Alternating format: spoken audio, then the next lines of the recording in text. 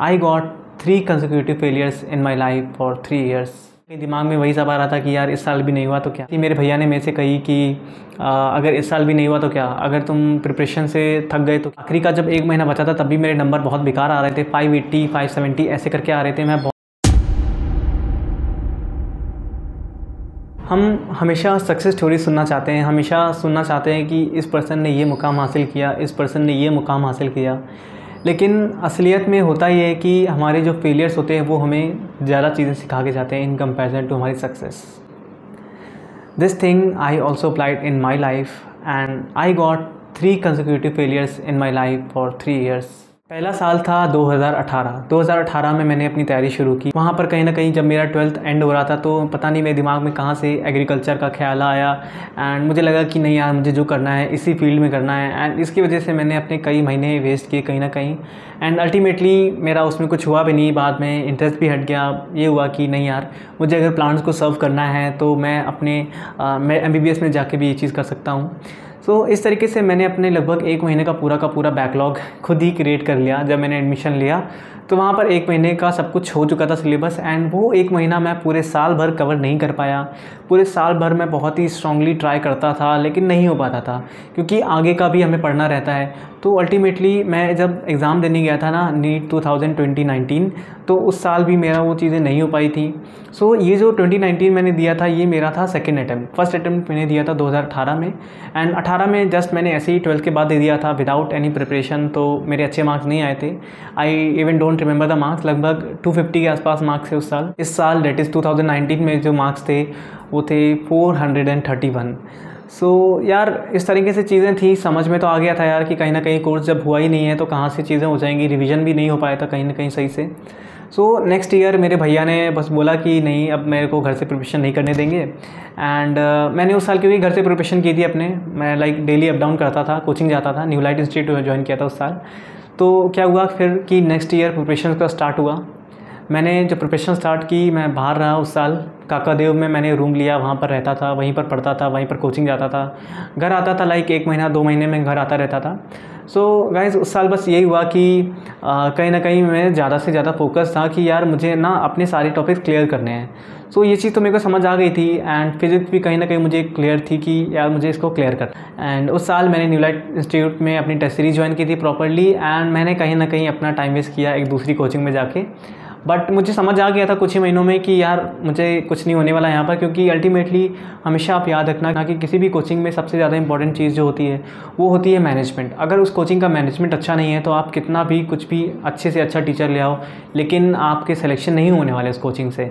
सो यही गलती मैंने भी की थी but I change it after a while. उस साल लाइक टाइम आगे बढ़ा धीरे धीरे। 2019 के बाद फिर 2020 आया, जब हमारा मेन पीक टाइम चल रहा था। दिमाग में बस वही सब था कि यार इस साल सिलेक्शन हो जाएगा। ये टाइम था मार्च का एंड क्योंकि मई में एग्ज़ाम था हमारा एंड फाइनली हुआ कि एग्ज़ाम पोस्टपोन्ड एंड चीज़ें बहुत ही पूरी बर्बाद हो गई। एंड कहीं ना कहीं जो हमने सोचा था, हमें खुशी तो हुई बहुत ज़्यादा कि एग्ज़ाम पोस्टपोन हो गया, ओह वाओ। बट हमें फिर पता चल गया कि नहीं यार ये कोई अच्छी चीज़ नहीं है, क्योंकि अल्टीमेटली कहीं ना कहीं उससे नुकसान हुए हमें, क्योंकि हम पढ़ाई अल्टीमेटली नहीं कर पा रहे थे अपने घर पे। एंड कहीं ना कहीं चीज़ें जैसे तैसे हमने की एंड उस साल बहुत ज़्यादा चीज़ें ख़राब हुई एंड हमने बस एग्ज़ाम दे दिया। वो हमारे लिए बहुत बड़ी बात थी। उस साल 2020 में एग्ज़ाम दिया एंड उस साल मेरे 567 मार्क्स आए। The major problem this year was physics. So यहाँ से मेरा सेकेंड ईयर ख़त्म होता है एंड मैंने थर्ड ईयर की प्रिपरेशन स्टार्ट की। लेकिन यहाँ पर जो मेरा बीच का फेज़ था वो इतना आसान नहीं था। तो 1 साल तैयारी करने के बाद जब मैंने दोबारा से ड्रॉप लिया अपने सेकेंड ईयर के लिए, तब थोड़ा सा मेरे लिए मतलब ठीक था इन कंपैरिजन टू मेरे थर्ड ईयर के लिए। बट जब थर्ड ईयर में मैं अपनी तैयारी करने के लिए गया तो वो जो तीसरा साल था वो कहीं ना कहीं स्टार्टिंग उसकी बहुत मुश्किल थी, क्योंकि मेरे 2 साल हो चुके थे एंड कहीं ना कहीं दिमाग में वही सब आ रहा था कि यार इस साल भी नहीं हुआ तो क्या। एंड फिर वही आ जाती है ना चीज़ें यार कि तुम्हारा खुद का भी सेल्फ डाउट और फिर कई लोग अगर तुमसे आके और बोलते हैं। सो मुझे एक चीज़ याद है कि मेरे भैया ने मेरे से कही कि अगर इस साल भी नहीं हुआ तो क्या, अगर तुम प्रिपरेशन से थक गए तो क्या। तो यार वो चीज़ें कहीं ना कहीं मैं नेगेटिवली तो कभी भी नहीं ली, कहीं ना कहीं वो मेरे भले के लिए बोल रहे थे। बट यार वो चीज़ें यहाँ पर लगी थी एंड मैंने उस साल बहुत अच्छे से तैयारी की। मैं घर पे ही रहा, कहीं नहीं गया। बिकॉज़ मुझे अल्टीमेटली एक चीज़ समझ आ गई थी कि नहीं यार, मुझे घर से ही प्रिपरेशन करनी है, बिकॉज़ एम्बियंस चेंज करने से कोई फ़ायदा नहीं है। एंड या I just took test series this year and maximum to maximum मैंने ट्राई किया कि इस साल मैं अपने टेस्ट सीरीज़ को ही फोकस करूँगा एंड जो छोटे मोटे टॉपिक्स हैं, क्योंकि मोस्टली मैंने टॉपिक्स अपने पिछले साल कवर कर लिए थे, क्योंकि मुझे 19 में ये पता चल गया था कि मेरे टॉपिक्स ही क्लियर नहीं है तो कहाँ से मेरा सिलेक्शन होगा। तो इस साल मैंने जो बचा हुआ था रिवीजन, टेस्ट सीरीज़ एंड जो छोटे छोटे टॉपिक्स थे उनको क्लियर कर लिया and in this way selection हो गया। सुनने में बहुत आसान लग रहा होगा बट इतना आसान नहीं था। एंड यहाँ पर बार बार प्रॉब्लम्स आती थी, मेरे खुद के जो प्रॉब्लम्स थे उनसे भी डील करना, अब उसके बाद फिर पढ़ाई करना, तो कई बार ये बहुत मुश्किल हो जाता है। एंड अप्रैल जब आया 2021 का, वहाँ पर अगेन से कोविड आ गया एंड चीज़ें बहुत ख़राब हो गई। एंड धीरे धीरे जैसे तैसे मैंने किया 2 महीने 3 महीने। एंड हमेशा मैं एक चीज़ हमेशा अपने आप से बोलता था कि बस एंड तक लगे रहना है, बिल्कुल हार नहीं माननी है। अगर मैं लास्ट तक लगा रहूँगा, अपनी हर चीज़ को ठीक कर लूँगा तो डेफिनेटली मेरा सिलेक्शन हो जाएगा। And this time this worked for me and इस साल मैंने NCERT पे ज़्यादा फोकस किया था। एंड मुझे याद है कि मेरे इवन आखिरी का जब 1 महीना बचा था तब भी मेरे नंबर बहुत बेकार आ रहे थे, 580 570 ऐसे करके आ रहे थे। मैं बहुत ज़्यादा डिमोटिवेट हो गया था। दैन मैंने अपनी दोस्त श्रद्धा से बात की, जो कि 1 साल पहले सेलेक्ट हो गई थी 2020 में KGMC में।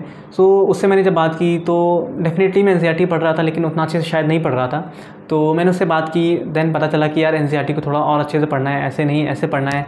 एंड मैंने वही किया, बहुत अच्छे से NCERT को पढ़ा, 1 महीने में पूरा रट डाला NCERT को। एंड चीज़ें बहुत अच्छे से ठीक हो गई एंड मेरे मार्क्स भी बहुत ठीक आने लगे, 650 660 70 इस तरीके से आने लगे लास्ट के मंथ में। एंड फिर फाइनली मेरा सिलेक्शन हो गया, 614 मार्क्स। एंड खुशी हुई बहुत ज़्यादा यार कि 3 साल की मेहनत के बाद फाइनली मेहनत रंग लाई।